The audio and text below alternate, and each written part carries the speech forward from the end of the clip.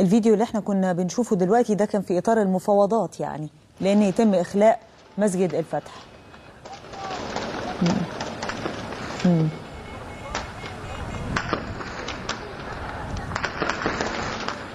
واضح بقى دلوقتي الفيديو الخاص بالمئذنة، دخان طالع من المنطقة اللي فيها المئذنة، دخان لأن كان بيحصل إطلاق نار من قبل الناس اللي كانت موجودة في جوه المسجد وطلعوا على المئذنة عشان يقدروا ان هم يصيبوا الأهداف بشكل أوضح. ده بالتأكيد يعني كل ما بقى في ارتفاع كل ما قدروا ان هم يصيبوا أهداف أكتر.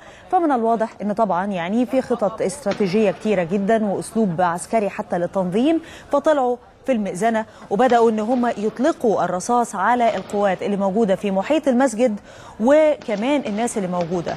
خلينا نقول كمان ان من امبارح وكأن بيتم محايلتهم ان يا جماعة انزلوا، يا جماعة اخرجوا. على الصبح بدأوا يطلعوا فوق المئذنة وبيطلقوا الرصاص، فعشان كده بدأت بقى القوات الأمن ترد عليهم. وطبعا الهدف الرئيسي مش إصابتهم تحديدا بقدر ما هو إرجاعهم وبعد كده يتم القبض عليهم والتحقيق معاهم. يعني عمر ما قوات الأمن بيكون الهدف الرئيسي الخاص بيها إن هي تقتل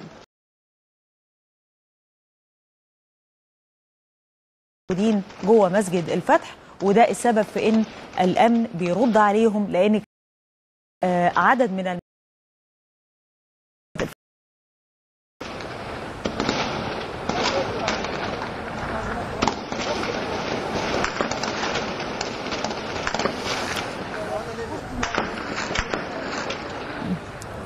وواضح كمان ان حتى بيتم اطلاق الرصاص على المواطنين اللي موجودين في المحيط، في محيط مسجد الفتح.